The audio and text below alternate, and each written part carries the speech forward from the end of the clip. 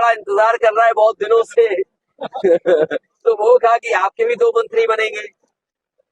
और जो पुराना दल था उससे भी कहा कि आपका रास्ता भेजेंगे, नहीं तो मंत्री बनाएंगे। जो नया दल जुड़ा है उससे कहा गया कि एक प्रदेश में, एक दिल्ली में मंत्री बनेगा।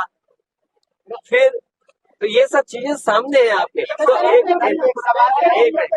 तो फिर बीजेपी राष्ट्रवादी वो व्यक्ति होगा जो हमारे किसान और हमारे दुख को समझता होगा। राष्ट्रवादी भाषण से नहीं हो सकता। राष्ट्रवादी, आप भारत माता की जय बोलेंगे और अग्निवीर जैसी व्यवस्था लाएंगे। आप राष्ट्रवादी तब होंगे जब किसान को आप उसका हक देंगे, नौजवान को नौकरी दोगे। तभी तो कहा ना, जय जवान जय किसान। अगर जय जवान जय किसान का महत्व नहीं समझते हो तो आप राष्ट्रवादी नहीं है।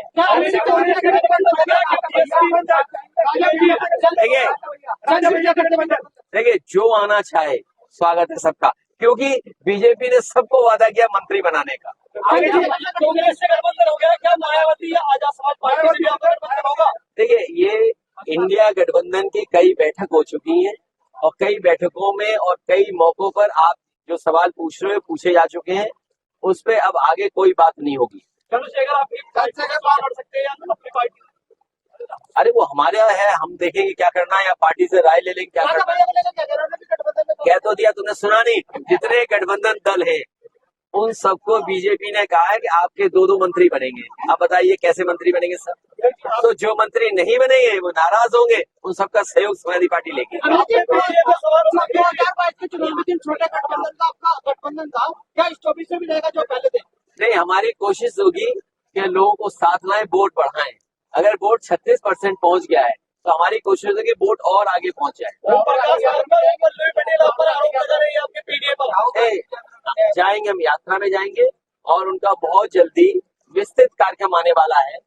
जो आगरा में कार्यक्रम होगा उसमें विस्तृत कार्यक्रम आने के बाद मैं शामिल होऊंगा। और ये लेट चलता है, क्यों? व्हाट्सएप सोशल मीडिया नहीं देखते हो? पीडीए में है, पीडीए की मदद करेंगी वो। ये लेट चलता है।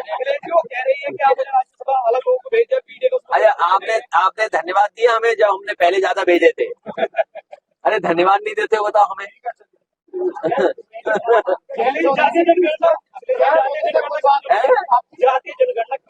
इसलिए जरूरी है कि आपको पता लगे कि कौन कितना समाज में है। कम से कम उन्हें हम संविधान के तहत, जो बाबा साहब भीमराव अम्बेडकर जी ने संविधान बनाया, तो जो हमारे दलित भाई हैं उनको आबादी के हिसाब से हक और सम्मान मिल रहा है।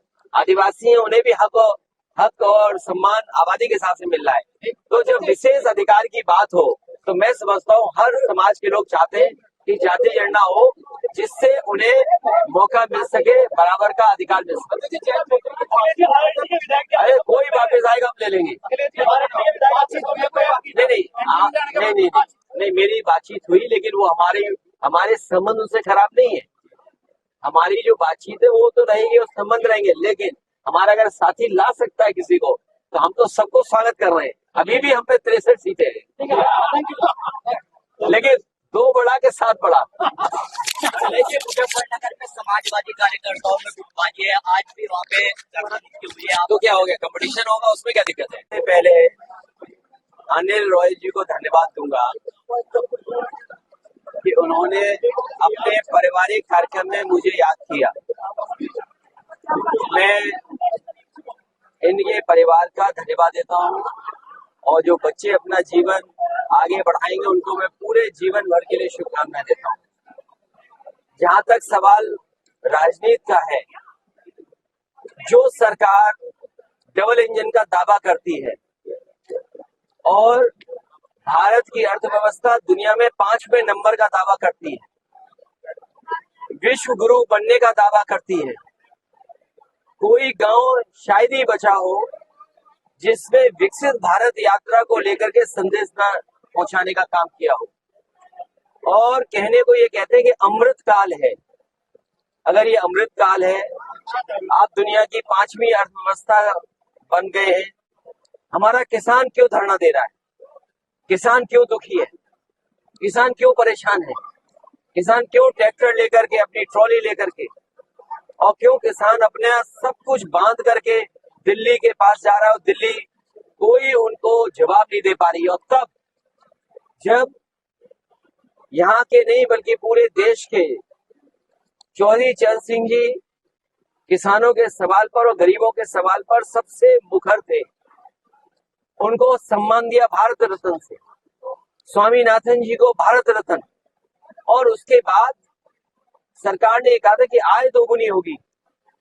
क्या किसान अपनी फसल की आय दोगुनी पा रहा है?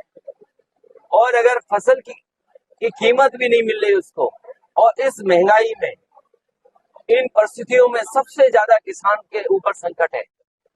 जिस तरीके से मल्टीनेशनल कंपनियां या विदेश की कंपनियां दबाव बना रही हैं बीज को लेकर के, अनाज को खरीदने को लेकर के, अपने बाजार को कब्जा करने के चक्कर में, मैं उदाहरण दे सकता हूं, चीनी का क्षेत्र है, ये अलग सवाल है।